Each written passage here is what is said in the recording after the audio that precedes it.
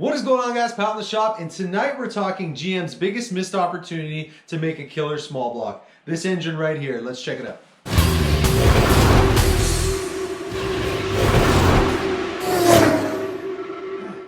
So I'm tearing down this engine for a customer, and when I say small block, a lot of you guys are probably assuming I'm talking a small block Chevy.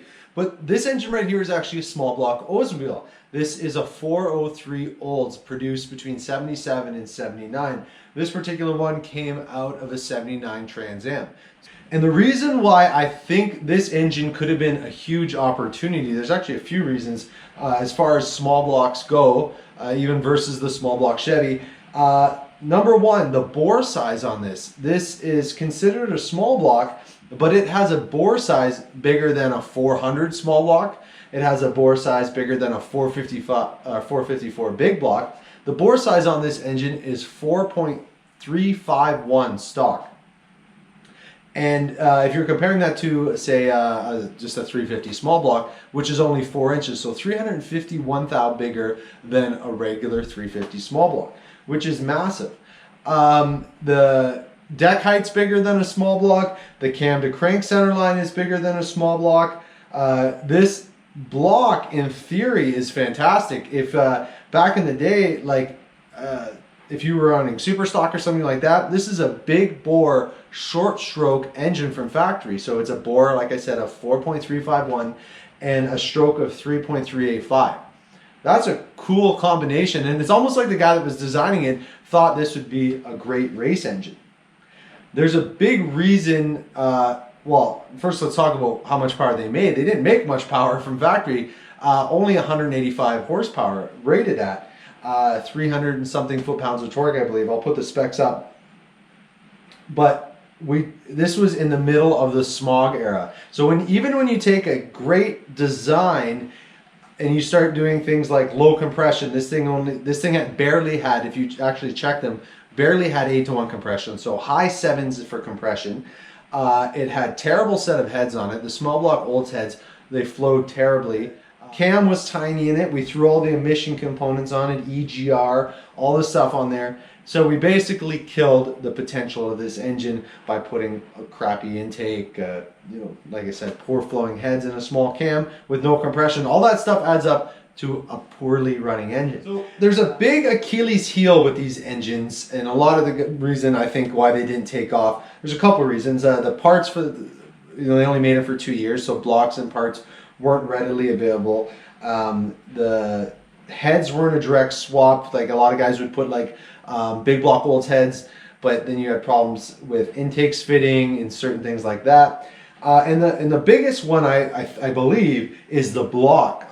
Most of these, or all of these, and we'll talk about that in a second, came with what's called windowed main. So the blocks around the main area were kind of weak because they took material out, and the block kind of, or the crank kind of sat on 3 little stubs of cast iron in the mains.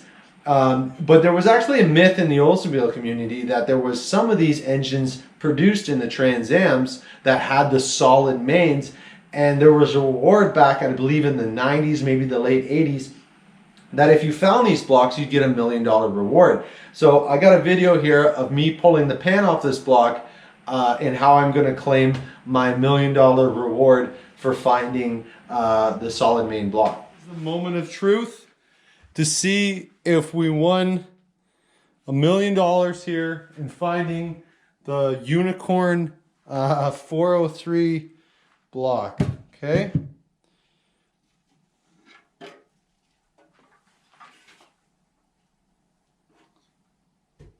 Oh my gosh.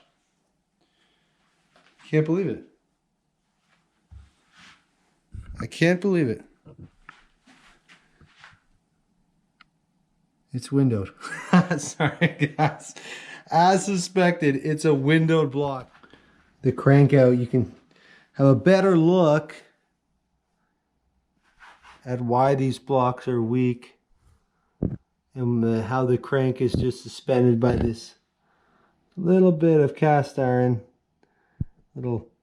Basically 3 fingers on all the center supports. Here, just for reference so you guys can see, Look how small. This is a 30 over small block Chevy piston, 350 piston, 4030 bore. Look how small the piston looks in the bore. Isn't that crazy? We're going to be boring this over slightly with the new pistons. So it'll be slightly even bigger than that, but isn't that wild how big that bore is compared to a 350 bore? So unfortunately, there's no reward in this block. It is just your standard 403 block with the windowed mains. And honestly, it's a myth. I don't ever hear of any, after doing some research, of anyone ever finding a solid main 403. It could have been something great. I think this could have been an engine with if you would have put some killer heads on it. You got lots of room for a big cam, some high compression pistons. We could have made a great engine here. Are we going to do that in this build? No. We're not going to get the $1 million reward. We're not going to be building a race engine, but what we're going to be building is a decent street motor. And that's all the customer wants. He doesn't want anything crazy. He's got quite a few cars. He says, I have fast cars. I don't need a fast car. What he wants is a nice, reliable street build. So we're going to retrofit this with a roller cam. We're going to put some decent heads on it. And that actually being said, I noticed that Oldsmobile just announced that they're going to be releasing finally a small block Oldsmobile head, aluminum head that bolts right onto these engines. A lot of the guys would put the 455, like the big block Oldsmobile heads on here, but you had problems with the intakes fitting. You couldn't use a low-rise intake, which is what we need to use on this because of the Trans Am and the shaker scoop. You can't go too tall, or the scoop can't be used properly. So we're going to be making sure that that all works, and that's something that the customer wants. Another thing was the way the heads came over the block. The mechanical fuel pump could have some issues, interference with the heads, with the big block heads. So Edelbrock is releasing these heads that have addressed all those issues. So that might be something that we're going to look into. I'm going to discuss further with the customer now that I got it all apart, and we'll discuss. I'm hoping I can really stray him away from using these stock heads, even with porting and stuff. I don't think is the way to go, but this is going to be up to him. I'm going to kind of suggest what I think, a couple different options, and then let him choose which direction we want to go with this build. I just tore it down to see what's reusable, and if I notice anything off the hop. So far everything is looking really good. We're probably going to be reusing the stock crankshaft and the stock rods. We're going to be using KB hyper-eutectic pistons, boring this thing over 24 thou.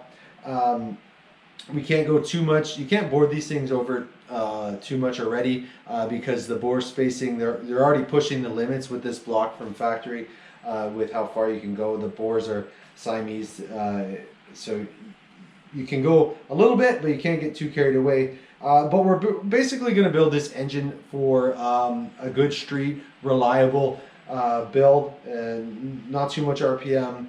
Just something that he can have some fun with and cruise around. So let me know below if you have any questions. Let me know, do you guys think this was a big missed opportunity for GM? I think it was. That bore and stroke combination, this thing could have been killer if they would have made these blocks beefed up, put some more material in the right places. But that period of time, they just weren't doing that kind of thing. But it is cool. Nonetheless, this will be my first 403 Olds build. So it'll be neat once we dyno test it and have some fun with it. I think it's going to turn out to be a really good engine. So don't forget that like and subscribe button. I appreciate you guys coming to check out my videos. As always, stay safe.